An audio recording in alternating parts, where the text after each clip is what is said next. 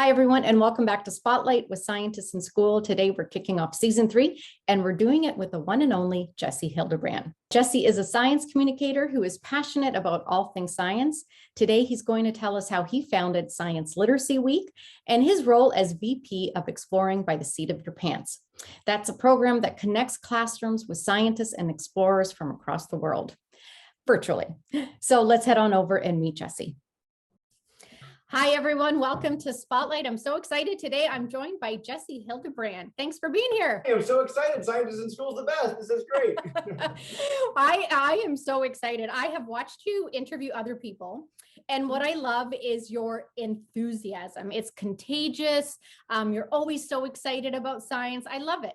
I want to know if this is the real you as a kid. Like, were you this excited about science when you were young? I was, if anything, more excited when I was a kid. So I'm one of those very lucky people that knew what I wanted to do literally at about 4. Like, I was a child, I was interested in things. My parents were like, here's all the books, all the movies, everything you ever wanted. And so Steve Irwin was my all-time hero. Crocodile Hunter as a kid. I had posters on the wall. My birthday parties were like Steve Irwin themed.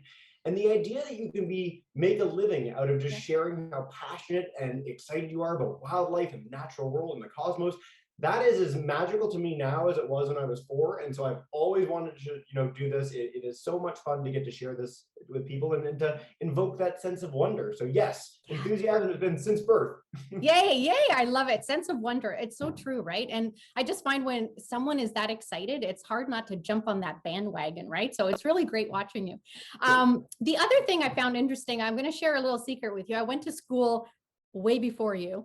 And when I was in school, I never knew about science communicating. Like, no one when I went to school talked about, you know what, when I'm done school, I'm going to be a science communicator. So tell us what that is, because there's a lot of people that call themselves science communicators.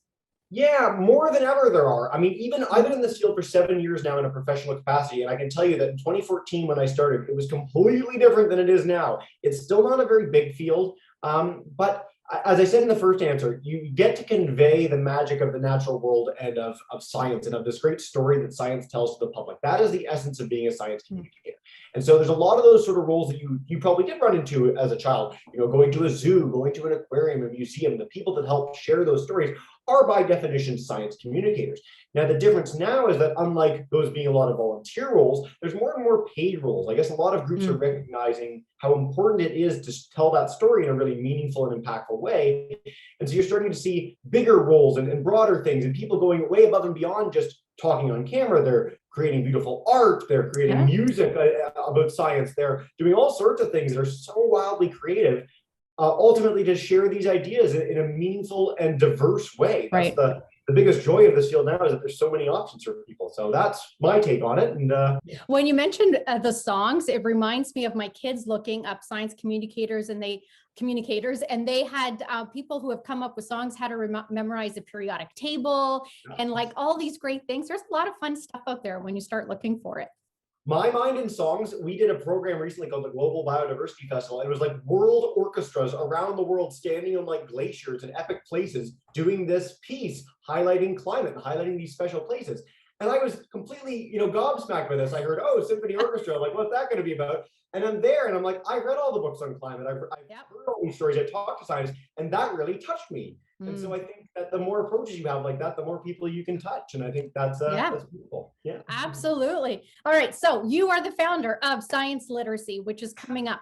How did that start? Tell me what it is. Science Literacy Week and science literacy in general is an effort to get as many groups and people in the country of Canada as possible, joined in an effort to learn as much about this natural world, this cosmos, this scientific story as possible.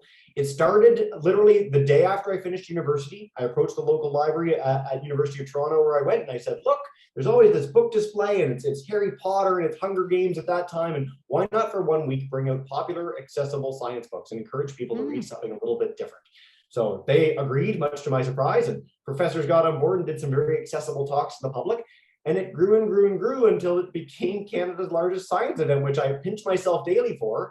But typically, an average year is over 700 events across Canada, from explosive demos to public talks to art workshops. But that's the essence of it. And so it's meant to be a chance for everyone to unite in this understanding of the magic and wonder of science.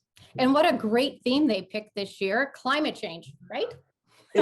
I'm so excited to see this. The last few years have been biodiversity, ocean, space, like really important topics that really speak to people. But climate is something that not only is the most important scientific topic in the world now, it's something that we should all be uniting on to understand more about and to combat, but it's something that kids increasingly are really dedicated to taking action on. We have million kid marches in Montreal and around the world by Greta. And I mean, there's so many amazing efforts being done right now to shine a light on this. And so I'm so glad Science Literacy Week is going with that theme too, to really drive that point home.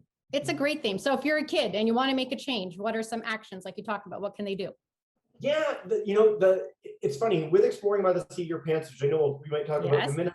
I get the chance to work with scientists around the world, and the essence of their message on what kids can do ultimately is don't waste. It's an ethic that we can all take, whether that's emissions, whether we can walk or take a bike or a bus, whether it's litter, whether it's don't waste land or space or habitat to make sure that we leave room for other creatures on this planet. I think there are all small things that we can do to do that. There's big things we can do as well. We can vote, we can take action, we can do those marches. But if we don't waste, it really leads to a lot of good for the world and for other species. So I think that's I'm going to share one message. It's that. It's a good message. And you know what? Every little step makes a difference, right? Every little step. Yeah, that's great. Now you mentioned Exploring by the Seat of Your Pants. What a great title. I love it. And you're the VP of that. Tell me about that project you're involved with. So it's a two-man team. Basically, once I started Science Literacy Week, which we already talked about, I got reached out to by a teacher who'd been bringing student scientists, explorers into his classroom to share with his kids. And he laid out this idea for me of like where he wanted to take it. His name's Joe Grabowski. He's in Ontario as well. And I've never heard a better idea. I jumped on board. I was volunteer in chief for several years, and it's been my full-time job for 2 years now.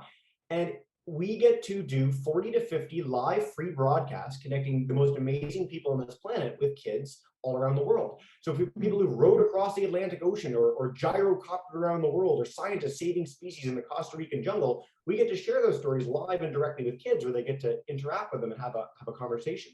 I mean, if I was a kid and I had the chance to talk to Steve Irwin, it would have been my absolute dream.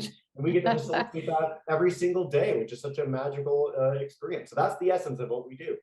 And kids just log on through the classroom and it's there, it's happening, right? Anyone can go on the website, register for these programs, sign up, and then they live on YouTube forever. So even if you don't catch it live, if you want to see something we did 3 years ago, you can check that out on YouTube. Over 2,500 videos with amazing people. So it's a good time. You're one of those people that researching you was fun and it was mind-blowing because I was like, and it doesn't stop there. You think that would be it, but you were mad on Twitter and all social media platforms doing backyard bio. I love that. Tell me about that. Tell everybody what that is.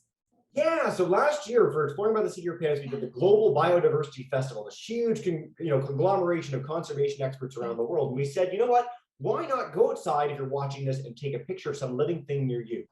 And the feedback we got was so tremendous. We had a guy, he finished his broadcast with us. He was in Tanzania. He walked like 100 feet and took a picture of a lion because that's his backyard. And we had teachers sharing with their kids going out and exploring. And it was so amazing that I thought, okay, I've got to turn this into something bigger.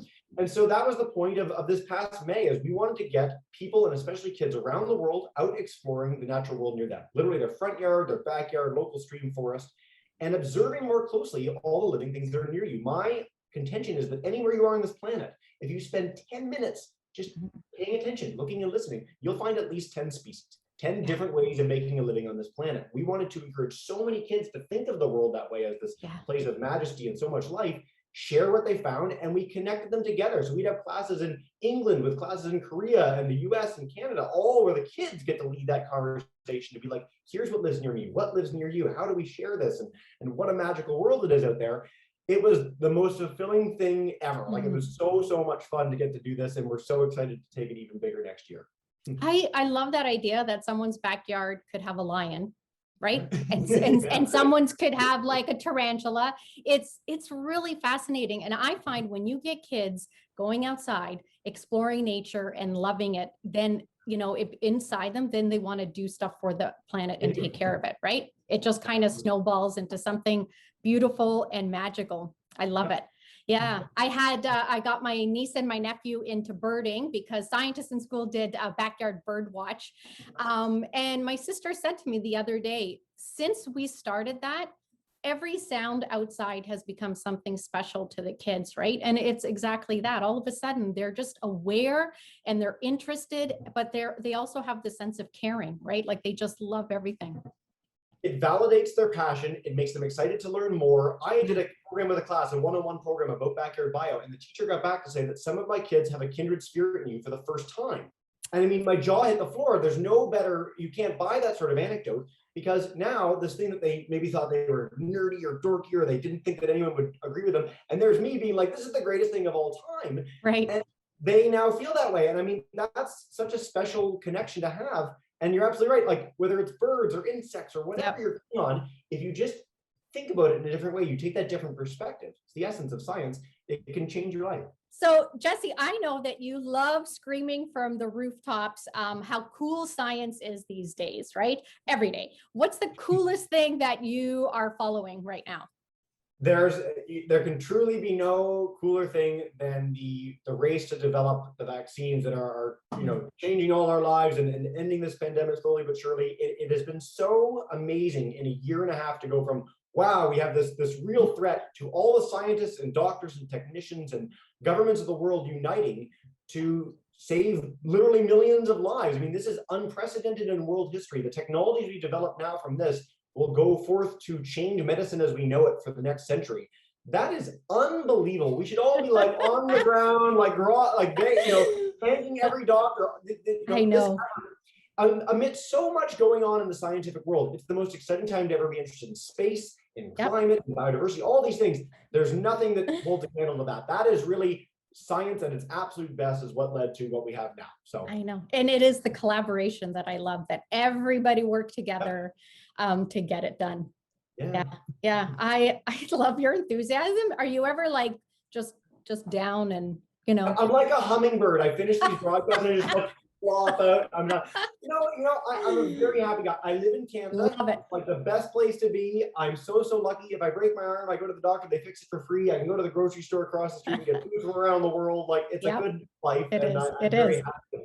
You know what, Jesse, I love your tagline. It's join me and let's do some good together. Tell me something good. The joy of my role as a science communicator, the joy of my role in everything that I've done in my life is getting to find opportunities for other people. So good can be a number of things. As I said at the beginning, don't waste is a real great ethic for kids, but caring in general.